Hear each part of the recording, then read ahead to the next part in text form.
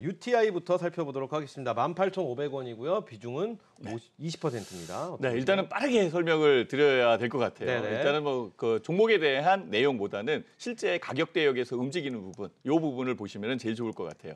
현재 가격 대역에 240 라인이 보이는 이 부분이 제일 중요한 가격 대역이에요. 그래서 결과적으로는 주가는 이쪽 라인에서 올라오게 돼 있는 상황이거든요. 현재는 박스권 대역에 갇혀 있는 부분이고요. 전 고점을 못 뚫고 있는 그런 상황이기 때문에 정체돼 있는 모습으로 볼 수밖에 없는 그런 상황이죠. 정체돼 있는 모습에서 제일 중요한 것은 얘가 빠질 거냐 안 빠질 거냐 이 부분입니다. 그런데요, 이 밑에서 이렇게 딱 보니까 외국인들이 아직까지 받치고 있어요.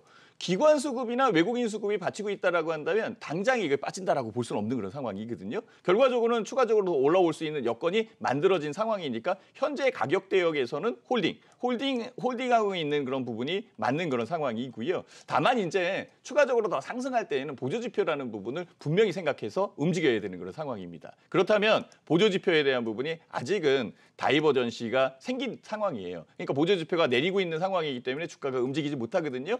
보조지표가 다시 양선으로 움직이는 이 오실레이터가 보이기 시작하면 이때 21,000원, 24,000원 이렇게 움직일 겁니다. 이때까지 잠깐 참으실 수 있으면은 괜찮을 것 같고요.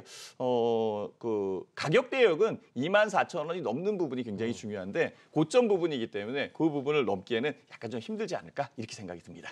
네, 좋습니다. 다음 종목 현대바이오 살펴보도록 하겠습니다. 매수가 19,000원이고요. 비중은 20%입니다. 네, 쫓아간 겁니다.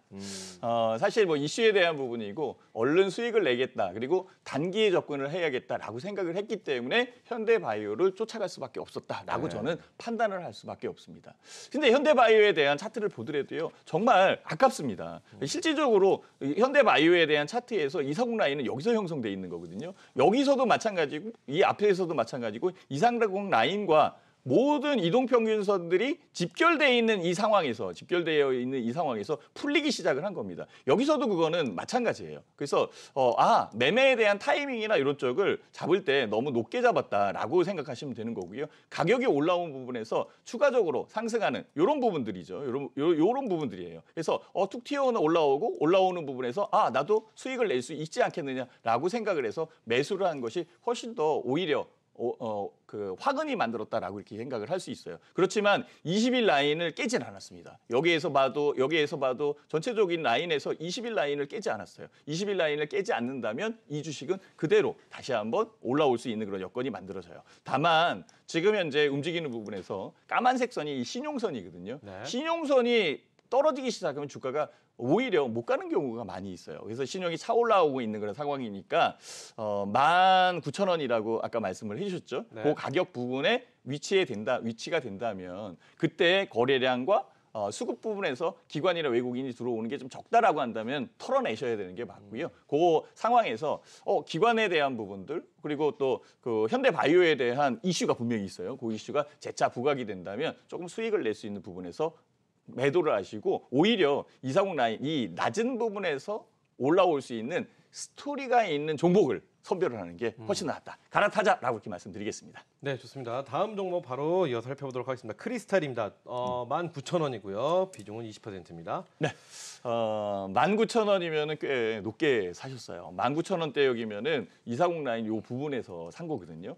그리고 일단은 가격에 대한 부분이 그냥 극명하게 갈리는 것 같아요. 그렇죠? 이 보라색 선 위와 아래는 극명하게 갈리는 그런 상황인데요. 아래에서 움직이는 것은 별로 좋지 않습니다. 이 크리스탈 같은 경우에는 이격에 대한 부분만 보시면 되는 거죠. 그래서 이전에 가격 대역으로 잡혀 있었던 요 가격이니까 실질적으로 반등을 해준다라고 한다면 16,000원 그 부분까지 반등을 할 가능성이 높습니다. 시장 여건이 있고 시장에 대해서 시장 리스크에 의해서 밀린 부분도 있으니까요. 다음 주 월요일이나 화요일 날 이 부분에서 16,000원 부분까지 반등해 준다라고 한다면 종목 교체를 위해서 매도하는 것도 나쁘지 않겠습니다. 네, 좋습니다. 다음 종목 코스맥스 살펴보도록 하겠습니다. 116,000원이고요. 비중은 10%입니다. 회사는 좋은데요. 역시 시기가 맞지 않아요. 그리고 그 시기는 가격 대역에서도 극명하게 연출을 해주고 있는 그런 상황이에요. 우리 시청자님들도 한번 보시면은요, 240 라인 위에서 매매하는 게 훨씬 더 유리하거든요. 이 바닥에서 사는 것보다는 바닥에서 사서 더 밀리면 지금 현재 이 바닥인데 더 밀리게 되면 골치 아파지는 거거든요. 네. 이격에 의해서 반등을 해주고 좋은 주식이면 올라올 수 있는 그런 여건이 만들어지겠지만 결과적으로는 이 바닥에서 움직이는 부분이 어렵다라고 얘기할 수밖에 없는 그런 상황이겠죠. 그렇죠? 그러니까 제가 말씀드리고 싶은 거는 이 240 라인 위에서 작지만 이 부분에서 안정적으로 매매를 하자. 그 밑으로 그 하락을 하게 된다면 이렇게 그 밑으로 하락을 하게 된다면 결과적으로는 접근을 안 하는 게 좋지 않겠느냐라고 생각을 해봅니다. 코스맥스 같은 경우에는 현재 가격 대역에서 올라올 수 있는 부분, 그 부분이 제일 큰 매매에 대한 부분. 회사는 괜찮기 때문에 제일 큰 매매의 매물벽이 쌓여 있는 12,500원을 목표로 잡고 이 부분에 매도를 하시는 게 맞을 것 같습니다. 네, 마지막 종목 국일제지 살펴보도록 하겠습니다. 매수가는 3,800원이고요. 비중은 30%입니다. 네. 어떻게 보시나요? 3,800원이면 아마 올라왔을 때 매수를 한 거예요. 지금은 국일제지가 현재의 가격에서 횡보를 하고 있는 상황이거든요. 거래량이 늘지 않으면 움직임이 오히려 약간 약해질 수도 있는 그런 상황이에요. 이슈에 의해서 움직였고 이슈 부분이 분명히 만들어진 거죠. 여기에서도 바로 여러분들이 느낄 수 있는 부분, 여기서 풀린 거죠. 그죠? 240 라인 위쪽. 그러니까 240 라인에서 움직이는 부분에서 매매를 하는 게 훨씬 더 낫겠다라고 생각이 들 겁니다. 한번 보시겠어요? 제가 좀 더 크게 그림을 보여드리면 그렇죠? 240 라인 요 부분에서 움직인 거죠. 240 라인에서 튀어 올라오는 요 부분은요. 거래량에 있었습니다. 답은. 그렇죠? 거래량이 먼저 움직이고 그 이후에 가격적인 부분에서 발현이 되기 시작하면서 움직이는데요.